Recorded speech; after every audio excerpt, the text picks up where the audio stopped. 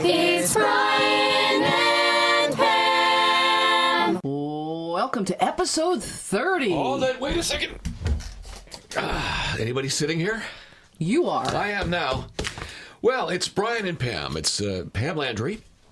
That's me and Brian Smith. Yes, we are doing this podcast now. This is episode what? 30. Episode 30. This is primarily something we started after we left a couple of radio jobs. True. We were working at WQUN in Hamden, which was a great radio station that no longer exists. Miss it terribly. And we worked for WPLR for years. That's right. So here we are doing a podcast where we are filling in the blanks. Wait. A podcast. Oh, we're doing a not a podcast. Podcast, not a podcast. That's right. Now you got it. We hate the term. We're doing this to fill in the blanks because nobody else is doing that right now. Nobody's doing a podcast, not a podcast. No, nobody's filling in the blanks and letting people know what's going on in our area, the center of the universe, here in our part of Connecticut. Kind of like Mad Libs. Yes. Have fun doing blank. And we've got a lot of stuff for you coming up in the show. Now, our email address, very important to get in touch with us, please do, icecreamsodact@gmail.com. I was just explaining this to some people at the North Haven Library this past weekend. Right. At the Puzzle Off. Yeah. And they asked about the name. I said, because we were working with Kelly from Kelly's Cone Connection. And she came up with the idea. We said, that's not available. It was. So we have icecreamsodact@gmail.com. Plus, pretty much everybody likes an ice cream soda, so... Who doesn't? Yeah. Show me who doesn't. So by default, you'll like this podcast, not a podcast. Show me who doesn't like it, and I'll set them straight, Pam Landry. You can find the podcast on YouTube. How do you do that, Brian? You go to the search box at YouTube and type this in, all one word, write this in, Ice Cream Soda CT, and then hit search. Boom. It's right there. Easy peasy, and make sure you subscribe to the podcast. It is free. It's free. We got to work on that. So this past weekend, Brian, the weather was superb. It's different from what it's going to be coming up, isn't it? We had a little spring and winter, but don't get used to it. It's New England. Now we've got some snow on the way. What's the weather going to be? All right. Well, nice midweek this week. Our temps are going to top out around 50, but by Friday, Oh, boy. Even with the sun, the high will not reach 30 on Friday. I didn't want to hear that. And then, snow. Possible Saturday afternoon into Saturday night. Stock up on the toilet paper and the water and the milk now. I knew the good weather was too good to be true. And Monday, a holiday, Martin Luther King Jr. Day Monday. What's the weather supposed to be like then? Do we know? I didn't look ahead. All right. But maybe snow on the weekend? Yeah. I got to go. Saturday into Saturday night, so stock up now. Taxi? How much to drive to Florida? So you mentioned the North Haven Library, Brian. They had their Puzzle Off, which is a tradition at the North Haven Memorial Library. And twice a year, the friends of the library buy puzzles, about 12 of the same ones. So those are jigsaw puzzles, right? Jigsaw puzzles, yeah, right. I love doing those. Let me add, high-end jigsaw puzzles. Really? And they have teams. The thing sells out immediately. It doesn't cost anything to be in it, but it fills up immediately with families and friends and relatives. And they have 12 tables. How many people on a team? As many as you want. About 8, I think, was the average. Okay, and what was the puzzle they had to put together? This year the puzzle was a New England town. It was a painting of a New England town with snow on the ground and a church steeple and other houses around. Yes, it was a very nice, pretty postcard picture. And what happens is the teams don't get a chance to see the puzzle first. Then at 10:15 on Saturday, they're unveiled, dropped off at each table. Everybody had to open them up, dump them out, and do these difficult puzzles. A lot of snow, so it's a lot of white parts. Yeah. And probably, a couple thousand pieces. So how close are the tables of the people that are doing the puzzles? I mean, could you reach over and steal a piece? You could, like a lunchroom. It was like if you're having a conference in a room. So they were bumping butts, if that's what you mean. I'm just thinking, you could mess with the table next to you, steal a couple of pieces that they'll never find. Now, the team that won, their team was called Puzzle Free or Die. It was a team of family members, and some of them were from Vermont. They finished in a little less than 2 hours. Wow. The second place team, who I ended up speaking to, They originally called their team the Missing Piece. Okay. And they finished in about 2 hours and 45 minutes or so. And we're talking about puzzles that have, thousands of pieces? A couple thousand pieces. Yeah. These are not easy pieces. Big ones. So, Brian, you got an email from Diane. Mm-hmm. And she was one of the folks that was on the second place team. Yes, the Missing Piece. The Missing Piece. Yes, and they're all nice. They all listen to us at I think, both of our old radio stations. Wow. And they wanted to know more about our podcast, Not a Podcast. So I told them about it, where to find it, and what it was all about. So a big hello to Catherine, John, Joanne, Kate, Diane, and Stephanie from the Missing Piece. Hello to all. The Missing Piece. We'll have to get some Smith & Landry podcast, Not a Podcast jigsaw puzzles. Because we are a podcast, not a podcast. And we do have some missing pieces, too. It's a podcast, not a podcast. Well, Brian Smith, coming up on this week's episode of Podcast Not a Podcast, we'll hear from Linda Marino, the president of the Animal Haven of North Haven. They've got their grand reopening happening this week after their big reconstruction there. They had reconstruction? They had reconstruction. And renovations and reconstructions. That was marvelous. No kidding. Also, some other things to fill in the blanks, including Milford. The New Haven Astronomical Society is lending out telescopes to libraries, and this coming Saturday, Milford's going to have a program. Cool. We'll have other local happenings as well. Yes, we will. Also coming up, This Week in Food. This Week in Food! But first, let's go through the list of celebrity birthdays this week. Who's turning what? Celebrity birthdays! Ah, that beautiful song. The podcast is alive with the sound of music. Okay, then. Okay, Julie Andrews. So where do we start? Well, with the birthday list this week, Brian Smith, the youngest member of our birthday list, happens to be presidential candidate and mayor Pete Buttigieg, 37 years old this week. You pronounce his name very well. Did I do okay? Yes, you did. Yeah, that's why most people just say Mayor Pete. Mayor Pete. Mayor Buttigieg. In fact, you know what? Most people with tough names to pronounce should do the same thing. Just Mayor Pete. Just a first name and whatever you want before that. You know, if you pronounce names for a living, if you do things like raffles and stuff like that, you get these last names that look like a mistake, like somebody tipped over a Scrabble game and just put the letters back together. So just put something before your name. One-Eyed Joe. Ice Pick Willie. Okay, now we're good. No? It makes everybody sound like a mobster. Cadillac Frank. See? It's another great name. How about Joe Bananas? Joe Bananas. A guy named Joe who sells bananas. Joey Brains. I don't want to know about that one. Jackie the Nose. Should I stop now? Did you find a list of gangster names? Is that what What makes you think that? Well, from gangsters, we go to playwrights, and this is the birthday week of Lin-Manuel Miranda, the brains behind the Broadway production of Hamilton. He turns 40. Dave Grohl, who used to be with Nirvana, now with the Foo Fighters, is 51. Funny man, Jim Carrey turns 58. Julia Louis-Dreyfus is 59. Musician Steve Earle turns 65. Kevin Costner's also 65. Mick Taylor, formerly of the Rolling Stones, turns 72. Dolly Parton, 73. Country singer Ronnie Millsap turns 77. Singer Chris Montez is 78. Actress Faye Dunaway is 79. Bobby Goldsboro, 79. Is he still alive? Yeah. I didn't know that. Maury Povich turns 81. James Earl Jones is 89. You're kidding me. Betty White, she wins our trophy this week. She is the winner of the celebrity birthdays, coming in at... Yeah, she comes in at 98 years old. Betty White is 98 years old. So, Betty, I know you're listening. Just stop by and we'll give you the trophy. We don't deliver. And that wraps up celebrity birthdays for this week. There are no other celebrities with birthdays except for the ones we just mentioned. That's right. None. Now it's time for, ladies and gentlemen, This Week in Music History. This Week in Music History. This Week in Music History. Yes, again, the podcast is alive with the sound of Pam Landry. And we start things off with the year 1958. It was this year in 1958 the song Tequila by the Champs was released. Tequila!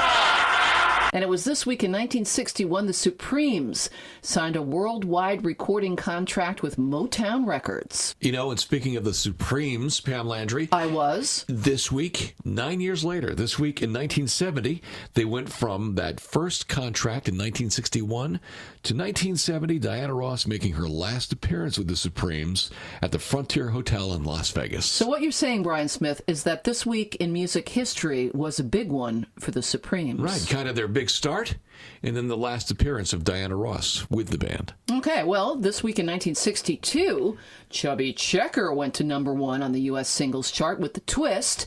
The song first went to number 1 in September 1960, became the only record in American chart history to top the charts on 2 separate occasions, and spawned a dance craze. Really? It hit number 1 twice. Yeah. That's, wow. Wow. That means a lot of money. And then, didn't he do Let's Twist Again? Because the twist did. was such, yeah. Let's make some more money. Let's twist A again. sequel. It was this week, back in 1972, that Don McLean's American Pie started 4 weeks at number 1. And a couple of years later, this week in 1975, Barry Manilow scored his first U.S. number 1 hit with Mandy. That tune was originally called Brandy when it was recorded in 72 by Scott English. No kidding. Yeah. The things you learn on this podcast, Right? I not know. a podcast. And in 1976... Just 1 year later. Yep, Barry Manilow again scored his second number 1 single with I Write the Songs, which was written by the Beach Boys' Bruce Johnson. So he's singing I Write the Songs, but he didn't write the song. No. But he was singing. But he wrote a lot of songs, but he didn't write that one. That makes no sense, Pam Landry. I know. This week in 1977, 1 year later, the Eagles were at number 1 on the U.S. album chart with Hotel California, their third number 1 album. Speaking of album charts, listen to this. This week, back in 1980, What happened? Pink Floyd, The Wall, started a 15-week run at number 1 on the album charts. Must be a good album. Yeah, I think it was. Did you ever see the movie that was involved with that? Yes. It was a bizarre movie. Yes. It's very strange. Surprisingly, for Pink Floyd, bizarre. This week in 1983, Men at Work started 4 weeks at number 1 with Down Under. This week, back in 1988, it was 24 years after the Beatles first went to the top of the charts. George Harrison went to number 1 on the singles chart with Got My Mind Set on You. And that same year, 1988, this week, George Michael went to number 1 with his debut solo album, Faith.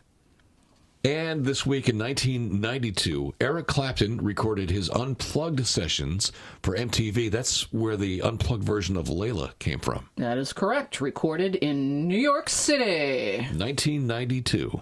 And that wraps up this Smith & Landry podcast, not a podcast, version of This Week in Music History. This Week in Music History. This week, what was that song? This Week in Music History. It's Brian and Pam. It is back to the Smith & Landry podcast, not a podcast. Oh, good. And Pam Landry, this is a part of the podcast, not a podcast, where we talk about things that are happening in the center of the universe. Yes, our part of Connecticut. That's right. And we start things off in North Haven, a couple of animal events.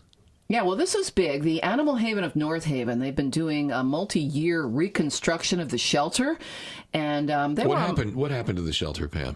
Did the dogs chew it up? What happened? No, they just needed to modernize it a little bit. Make it better for the animals. Spiff it up. Spiff it up, yeah. And I had folks from the shelter, the Animal Haven of North Haven, on my show quite frequently when we were at WQUN. So the grand opening of the new reconstructed Animal Haven of North Haven shelter is actually today, the 14th. And joining us to talk more about that is Linda Marino, the president of the Animal Haven of North Haven. Hey, Brian and Pam. We are so happy that all of the construction and renovations at the Animal Haven are now complete. The last 2 phases of the 3 phases of capital improvements made to the shelter are finished, and we now have, in addition to a gut-renovated shelter, completely renovated dog kennels and a 1,600 square foot expansion to house our cats and kittens. The dog kennels are bigger and more comfortable for our dogs, and the cat wing expansion has 4 new community rooms, 2 isolation rooms for sick cats, and a holding room. We also have a meet and greet room for potential adopters to visit with our animals. Today is our grand reopening, and we are very excited to again have regular hours that we will be open to the public, beginning today from 4 to 7. Our new hours are Tuesday, Wednesday, and Thursday. We will be open from 4 to 7. Saturday, we will be open from 12 to 4. Sunday, we will be open from 12 to 3. And Monday and Fridays, we will be closed. We hope everyone will come and visit us and consider adopting a new feline or canine companion. Linda Marino, president of the Animal Haven of North Haven. They're at 89 Mill Road in North Haven, and their website is theanimalhaven.com. Did you hear that? The new place has a cat wing. I love it. It's kind of like being in the White House. And Pam, there's one more pet event in North Haven this weekend. Yes, Halfway Home Rescue of North Haven has a dog adoption event Sunday. That's from 11 till 3 at Petco in North Haven. Well, Pam Landry from North Haven, we go to Hamden and we look in on the celebration of Martin Luther King Jr.'s birthday. Yeah, they're doing something in Hamden on Friday, Brian Smith, from noon till 1:30 at the library. The event offers attendees the opportunity to reflect on Dr. King's life, his mission, how he has affected our lives, and what we continue to learn from his service and wisdom. Members of the public invited to attend, and light refreshments will be served. Mayor Lang, along with the Hamden Martin Luther King Jr. Day Celebration Committee, will welcome guests to the celebration. Brian, the keynote speaker will be Senator George Logan, and the moderator for the event will be Reverend Sally Lowry of Gabriel Outreach Ministry in New Haven. And we just want to point out that although the holiday is Monday, this is on Friday of this week. Correct. At noon at the library in Hamden. From Hamden, let's go up to Cheshire now and find out what's happening. There's a famous museum in Cheshire. Yeah, Brian, just named one of 9 underrated attractions in Connecticut that even natives have never heard of. Yeah, I believe that. That by the website onlyinyourstate.com. We're talking about the Barker Character Comic and Cartoon Museum. This is a great place. It's at 1188 Highland Avenue, and just wanted to mention it because, if you're looking for something to do. Sure. And it's not just cartoons. It's not just cells for movies. You should see their lunchbox collection. Over 80,000 antique toys and collectibles. Well, I didn't know I didn't count them all. 80,000. I went and just looked. I didn't start counting. I'd still be there. That's a lot of stuff. The museum houses the personal collection of Gloria and Herbert Barker. Their hours are Wednesday through Saturday from 11 till 4. For more information, barkermuseum.com. And they have a Facebook page as well. All right, from Cheshire, let's go out to the shoreline and the town of Brantford. Well, okay. This Thursday, the 16th, the Brantford 375th Year in Review Celebration Dinner. It's a night of dining and dancing to live music at Woodwinds on Schoolhouse Road from 5:30 till 9:30. Tickets and more info can be had at BrantfordRecreation.org. And also in Brantford, Saturday night, great band, the Bernadettes. Oh, no kidding. The Bernadettes? Yeah, they're Where are playing they the Chowder Pot. The Chowder Pot, which is right next to Woodwinds. 560 East Main Street. Bernadettes start at 8:30 Saturday night. That's a great night out. Next stop on the Smith and Landry podcast, not a podcast express. Boop, boop. It's East Haven. East Haven, something geared toward teens. Dungeons and Dragons at the East Haven Library, Brian. They still play that. Apparently so. They're not into Fortnite or one of those other games. I think they're into all of that stuff. I think so, yeah. This is old school. All right. So East Haven Library, Saturday from 1 till 4. Dungeons and Dragons. I have to learn how to play that sometime. Well, if you've never played before, no problems. Players of all experience levels are welcome. All materials will be provided. However, Brian, the event is open to all middle school, high school, and college-aged teens. Oh, they're going to card you at the door? I think so. It's free, though. Yeah, good. The Hageman Memorial Library, Main Street in East Haven. All right, we're all going to have fun. Except for you, dude. Get out. Oh, look, Dad just walked in. Everybody shut up. Sorry, Dad, we're not playing Pong today. Okay, Okay, so where are we going next, Brian? Next up, get on the bus. We're all going to New Haven to find out what's going on there this weekend. Always a lot going on in New Haven. A couple of things that I plucked from the New Haven files. Story time at Yale Bookstore. It's Saturday from 11 till noon. Story time featuring stories in honor of Martin Luther King Jr., as well as stories to celebrate the Chinese New Year, and the Yale Bookstore at 77 Broadway. Yeah, that's great. But you know what? Everything you've talked about, Pam Landry, has been indoors. Man, I would love to hear about something happening outdoors, like maybe a hike and a campfire. Perfect. What? I've got something for you. Get out. I swear you were reading my mind. I was reading the sheet right here. New Haven Common Ground High School Urban Farm and Environmental Education Center on Springside Avenue in New Haven. A winter hike, and afterwards, a campfire. Wow. Saturday starts at 1:30, runs till 4. You can have a kid-friendly guided hike to Judge's Cave. You should meet at Common Ground. That's 358 Springside Avenue in New Haven at 1:30. The hike will leave promptly at 1:45. Don't be late. No, Okay. I'll try not to be. All right. The hike is about 30 minutes, flat and uphill hiking to get to Judge's Cave, going at a pace accessible to ages 6 and up. All right. So there's an age limit? I can't go to this either? 6 and up, I think All you right, fit. so I'm up, yeah. And when you get back from your hike, enjoy an afternoon campfire in the woods. So, we're going to cook some marshmallows here, huh, kids? Yeah, Dad. We got something burning right now. What's that? Your backpack and your shoes. Nice. Go home. This is free and no RSVP is required. Any last-minute changes to the event because of weather, which could happen, will be on Common Ground's Facebook page. Kids, can I borrow somebody's shoes so I can leave? They're still burning, Dad. Goodbye. You're a troublemaker. All right, there's one more thing happening. Well, there's a lot of things happening, but we have the important stuff here in New Haven this weekend. Yes, this is a 2-day, 24th annual Dr. Martin Luther King Jr. Legacy of Environmental and Social Justice event. It's big. Lots of different events, actually. Taking place Sunday from noon till 4 and Monday from 10 till 4, free admission. The Yale Peabody Museum opening its doors once again in honor of Dr. King and his efforts to ensure environmental and social justice among all people. There are so many activities going on, it's too much for me to mention. So for all the info, go to peabody.yale.edu. Well, Pam Landry from New Haven. Let's get on the Smith and Landry podcast, not a podcast, Express, not so express. Beep, beep. The Expresso, and head to Orange.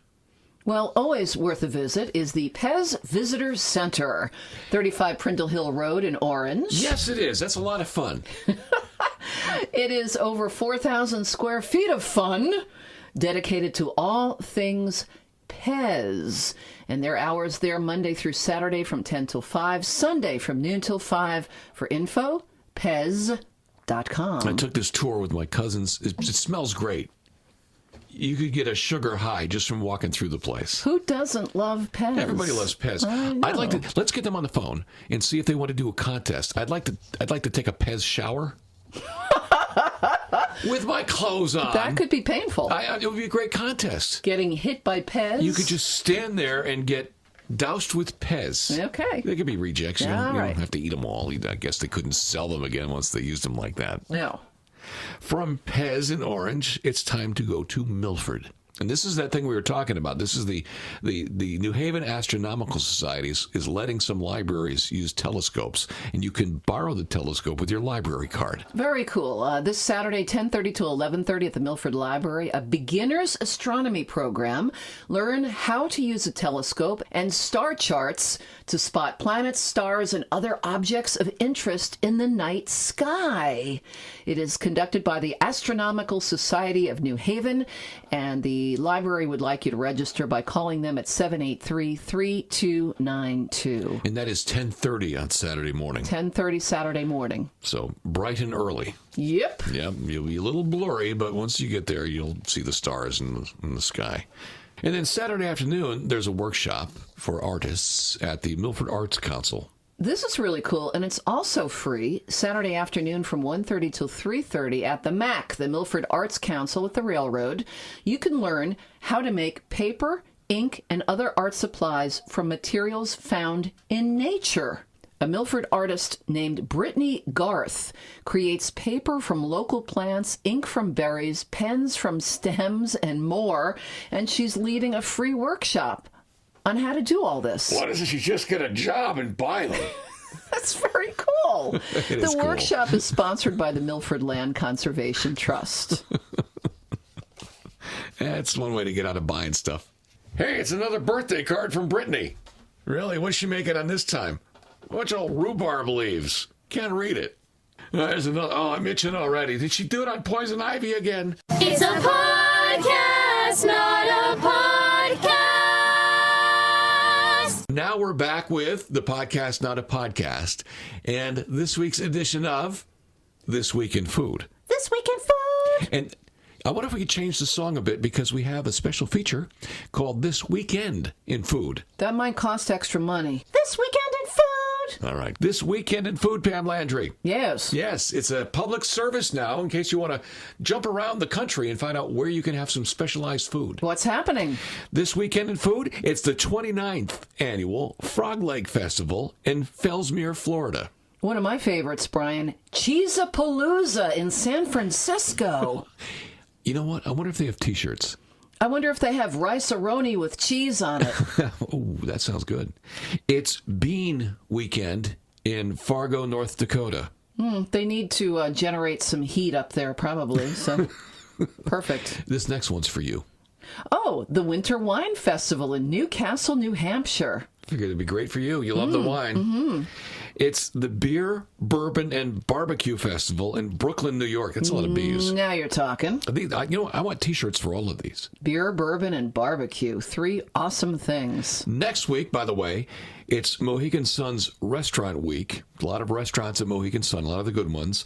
They're having special prices and special dishes.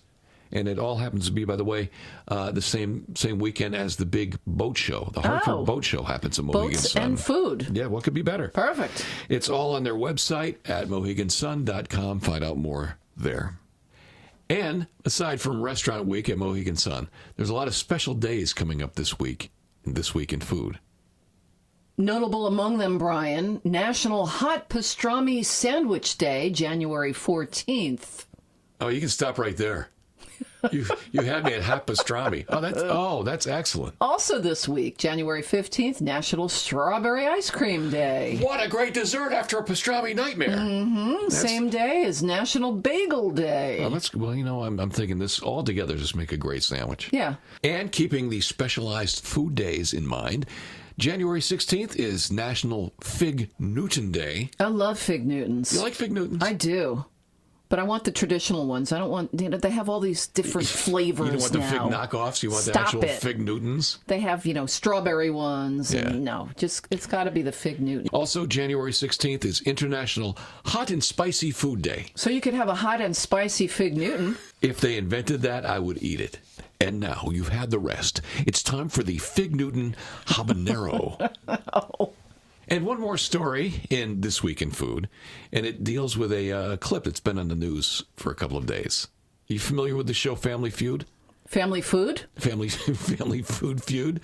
Family Feud? Sure, I know Family Feud. Canada has its own Family Feud. Oh, okay. And just this past week, there were 2 families up against each other. Mm-hmm. And there was one woman who thought she had the answer to a question about Popeye. And she was so sure of her answer. Uh-huh. She did one of those in-your-face dances. Uh-huh. The question was, what was Popeye's favorite food? Well, we know the answer is spinach, right? Yes. And she was thinking more of the restaurant. Oh. This is what it sounded like. Name Popeye's favorite food. Chicken.